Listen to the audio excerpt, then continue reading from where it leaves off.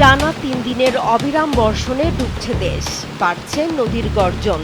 সক্রিয় মৌসুমি বায়ু আর উজানের পাহাড়ি ঢলের যুগলবন্দিতে দেশের ১৫টি জেলায় এখন আকস্মিক বন্যার তীব্র আতঙ্ক। ইতোমধ্যেই বিপদসীমা ছাড়িয়েছে ৩ নদীর পানি, যে কোনো মুহূর্তে উপচে পড়তে পারে তিস্তাও। আবহাওয়া অফিস জানাচ্ছে, আগামী শুক্রবার পর্যন্ত থামবে না এই অতি ভারী বৃষ্টি। একদিকে শহরের বুক সমান জলজট, অন্যদিকে পাহাড় ধসের আশঙ্কা। সব মিলিয়ে এক চরম অনিশ্চয়তার মুখে পড়তে যাচ্ছে দেশের ৪ বিভাগ। প্রশ্ন এখন একটাই, বাংলাদেশে কি হতে যাচ্ছে আগামী ৭২ ঘন্টা? বন্যা পূর্বাভাস ও সতর্কীকরণ কেন্দ্র বলছে, আগামী ৭২ ঘন্টায় সিলেট, চট্টগ্রাম, ময়মনসিংহ ও রংপুর বিভাগের অন্তত ১৫ জেলার কিছু এলাকায় স্বল্পমেয়াদী আকস্মিক বন্যা দেখা দিতে পারে।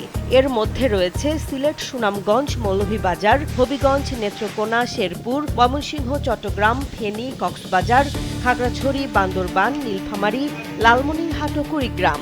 তবে সংস্থাটির পূর্বাভাস অনুযায়ী এই বন্যা ৩ দিনের বেশি স্থায়ী হওয়ার সম্ভাবনা নেই। শনিবার থেকে পরিস্থিতির উন্নতি হতে পারে।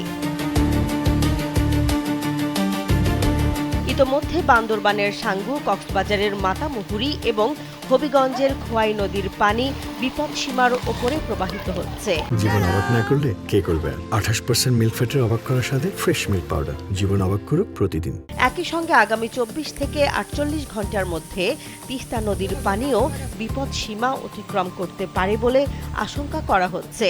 এদিকে ভারতের মেঘালয়, ত্রিপুরা সহ উজান এলাকাতেও ভারী বৃষ্টির পূর্বাভাস থাকায় সীমান্তবর্তী নদীগুলোর পরিস্থিতি আরও নিবিড়ভাবে পর্যবেক্ষণ করা হচ্ছে। আবহাওয়া অধিদপ্তর জানিয়েছে, বঙ্গোপসাগরের নিম্নচাপটি কেটে গেলেও সক্রিয় মৌসুমি বায়ুর কারণেই এখন দেশের বিভিন্ন স্থানে স্বাভাবিকের তুলনায় বেশি বৃষ্টি হচ্ছে। গত ২৪ ঘন্টায় সবচেয়ে বেশি বৃষ্টিপাত হয়েছে চট্টগ্রামের আমবাগানে ২৭৭ মিলিমিটার। এছাড়া নিকলিতে ২৩০, বান্দরবানে ২১০, ময়মনসিংহে ১৭৫ এবং মৌলভীবাজারে ১৬০ মিলিমিটার বৃষ্টিপাত রেকর্ড করা হয়েছে।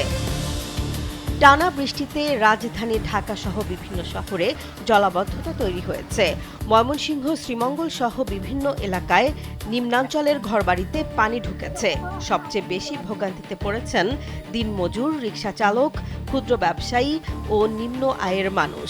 একই সঙ্গে চট্টগ্রামের পাহাড়ি এলাকায় ভারী বৃষ্টির কারণে পাহাড় ধসের ঝুঁকির কথাও জানিয়েছে আবহাওয়া অধিদপ্তর। সব মিলিয়ে আগামী কয়েকদিন দেশের আবহাওয়া পরিস্থিতি অত্যন্ত গুরুত্বপূর্ণ। তাই ঝুঁকিপূর্ণ এলাকার বাসিন্দাদের সতর্ক থাকার পাশাপাশি স্থানীয় প্রশাসনের নির্দেশনা মেনে চলার পরামর্শ দিয়েছেন সংশ্লিষ্টরা। জেসমিন জাহান, কালবেলা।